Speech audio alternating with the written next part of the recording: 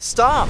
Before you take your next sip of coffee, you might want to hear this. Some of the most popular coffee brands on the market today aren't just low quality. They could be exposing you to things you'd never expect in your daily cup. And the worst part? Most people drink them every single day without even knowing. But don't worry, because in this video, I'll show you exactly what to avoid and what to drink instead. Nescafé. Between 2013 and 2017, several reports in parts of Europe and Asia raised concerns about contamination in instant coffee products, including the presence of mold-related compounds like aflatoxins, substances that, in high levels, have been linked to serious health risks. Now here's what makes this more unsettling. Most consumers never hear about these issues. No headlines, no warnings on the label, just the same familiar jar sitting quietly on your shelf. And then there's the way instant coffee is made. To create that quick dissolving powder, coffee goes through high heat processing methods like spray drying. This process is efficient, but it can also reduce natural antioxidants, alter the flavor profile, and potentially increase compounds like acrylamide, which forms during high-temperature cooking. Take a spoon of instant coffee and drop it into water. See how fast it disappears. That convenience comes at a cost because real coffee doesn't behave like that. And the aroma? Instead of a rich, layered scent, you might notice something flatter, more artificial, almost burnt. That's not always craftsmanship. Sometimes it's industrial processing. For longtime drinkers, especially older adults, this raises an important question. If you've been drinking the same brand for decades, what has your body been exposed to over time? Now, to be clear, not every jar is dangerous, but the lack of transparency, combined with industrial processing, is enough for many people to start rethinking what's really in their cup. Because at the end of the day, instant coffee isn't just about convenience. It's about what you're trading for it. Lavazza. Italian coffee, premium packaging, a name that feels sophisticated. For many people, Lavazza represents tradition. Over 120 years of history, beautifully designed tins, and that promise of authentic European quality. But here's the question, does premium always mean better? In recent years, independent testing across the coffee industry has found that some non-organic coffees may contain trace levels of pesticide residues or mold-related compounds like ochratoxin. Now, that doesn't automatically mean it's unsafe. Most of these levels are still within regulatory limits, but it does raise a bigger issue, transparency. Because when you pick up a bag of Lavazza, try to find where the beans actually come from, which country, which farm, which harvest. In many cases, you won't find a clear answer. That's because large coffee brands often rely on blends sourced from multiple regions, designed for consistency, not traceability. Open the bag, the aroma is smooth, familiar, almost identical every time. But that consistency, it's not always craftsmanship. Sometimes it's industrial standardization. For people who care about clean sourcing, organic farming, or low toxin exposure, this becomes a real concern. Because without full transparency, you're relying entirely on the brand to do the right thing behind the scenes. Now, to be fair, Lavazza is not considered a dangerous brand, but compared to more transparent options, today it may not give you the level of detail some consumers are now looking for. Because today, it's not just about taste anymore, it's about knowing what's in your coffee and where it really comes from. International Delight Iced Coffee. It looks like coffee, but is it really? Bright packaging, creamy texture, and the word iced coffee printed right on the bottle. International Delight is everywhere. Convenient, sweet, and easy to grab on the go. But take a closer look. Check the ingredient list. Water, sugar, cream, and coffee often listed further down. What you're really drinking isn't just coffee. It's a sweetened dairy beverage with coffee as one of many ingredients. Shake the bottle. Notice how thick it moves. Slow, syrupy, almost like a dessert. Pour it into a glass. It coats the sides, leaving behind a creamy film. That's not how traditional coffee behaves. Now, this doesn't make it dangerous, but it does change what you're actually consuming. Because one bottle can contain a significant amount of sugar and saturated fat. For people watching their sugar intake or trying to avoid ultra-processed drinks, this can add up quickly, and for younger audiences, drinks like this can reshape how we think about coffee, not as a simple beverage, but as something closer to liquid dessert. So the question becomes, are you drinking coffee or something that just tastes like it? Because sometimes what's marketed as coffee is really about flavor, convenience, and sweetness. Death Wish Coffee. The world's strongest coffee, that's the promise, bold branding, a skull on the label, and a name you don't forget. Death Wish Coffee built its identity. Round one thing, extreme caffeine. But here's the question, how much caffeine is too much? A typical cup of coffee contains around 80 to 100 milligrams of caffeine, but with high caffeine blends like this, that number can go significantly higher depending on how it's brewed. Now, caffeine itself isn't the enemy. In moderate amounts, it can improve focus, boost alertness, even enhance performance, but in high doses, the effects can feel very different. Rapid heartbeat, jitters, anxiety, trouble sleeping, and for some people, even dizziness or nausea. The issue isn't just the coffee, it's how easy it is to underestimate how much you're actually consuming. One strong cup turns into two turns into three, and suddenly you're far beyond what your body comfortably handles. According to general health guidelines, most adults are advised to stay under about 400 milligrams of caffeine per day, but with highly concentrated coffee, you can approach that limit much faster than expected. And here's where things get interesting. Tolerance. The more caffeine you drink, the more your body adapts, which means over time, you may need more just to feel the same effect. That's how a morning boost can slowly turn into a daily dependency. Now, to be fair, Death Wish coffee isn't unsafe when used responsibly. For healthy adults, in controlled amounts, it can be just another strong coffee, but it's not for everyone, especially if you're sensitive to caffeine or already consuming it from other sources like energy, drinks, or supplements. Because at the end of the day, this isn't just coffee, it's intensity in a cup. So before you chase the strongest brew, ask yourself, do you really need more caffeine? Or just better quality sleep? And if you think strong coffee is the biggest concern, wait until you see what's been sitting in American kitchens for generations.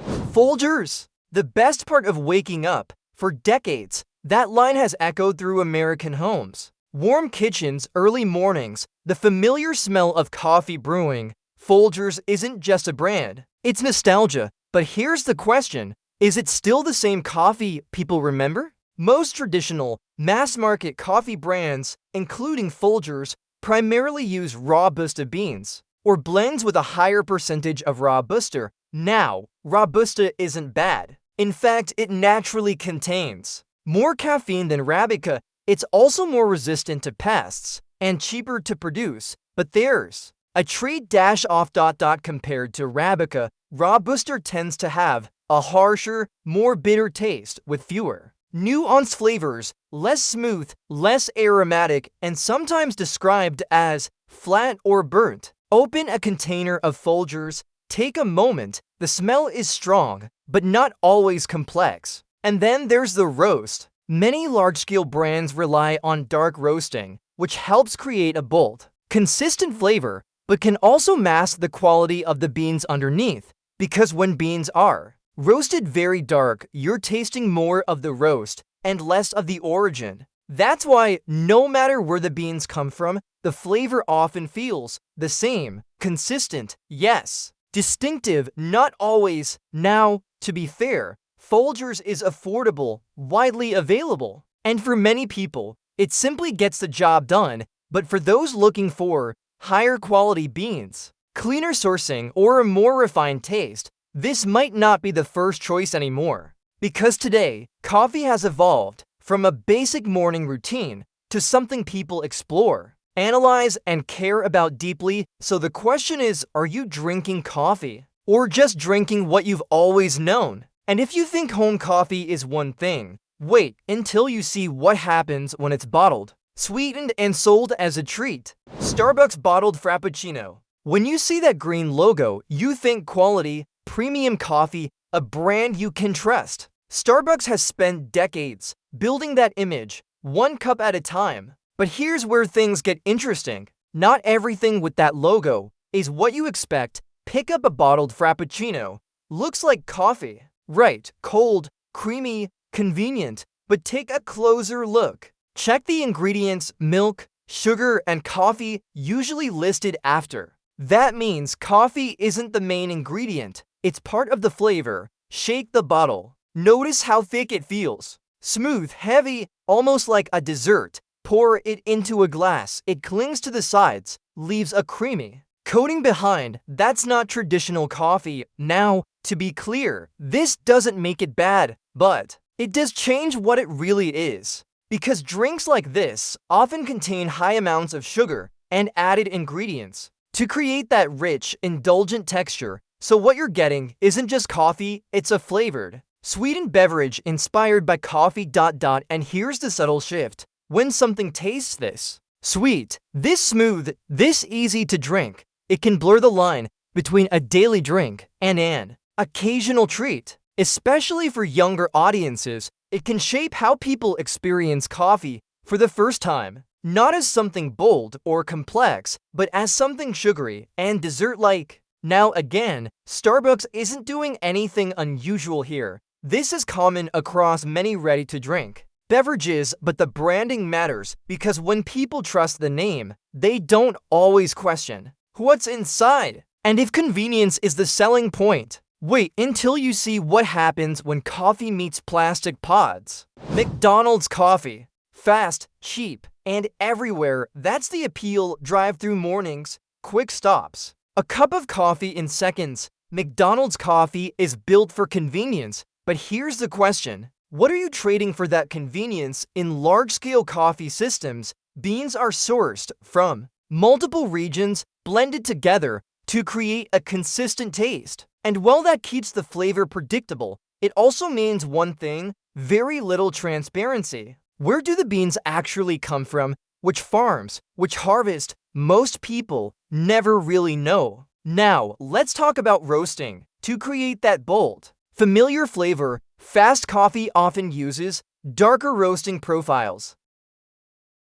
That gives you a stronger taste, but it can also reduce the natural complexity of the beans. And in general, higher heat can lead to the formation of compounds like acrylamide. Now, this isn't unique to coffee. You'll find it in foods like toast or fried potatoes, and in normal amounts, it's considered manageable, but it does show something important. Processing changes what you drink. Pour a typical cup. The color is consistent. The taste is simple, designed to appeal to everyone. Because the goal here isn't complexity, it's speed and consistency. Now, to be fair, there's nothing inherently unsafe about McDonald's coffee for millions of people. It's just a quick, affordable option. But if you care about better sourcing, more transparency, or higher quality beans, you may want to look deeper, because at the end of the day, fast coffee is built for convenience,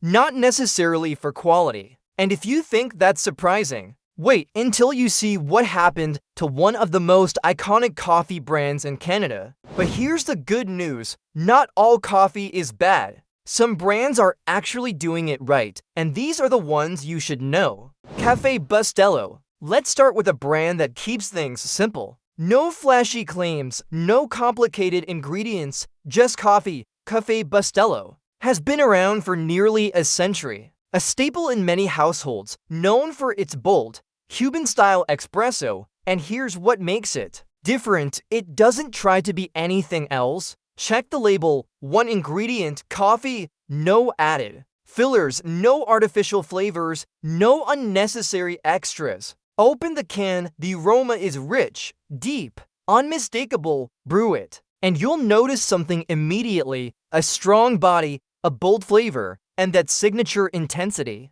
espresso lovers look for. Now, it's not unlike coffee. It's not mild or subtle, and that's the point. For people who want something straightforward, something consistent, and something that actually tastes like coffee, this is a solid choice. And unlike many ultra-processed options, it stays close to the basics. No hype, no gimmicks, just coffee, the way it's meant to be.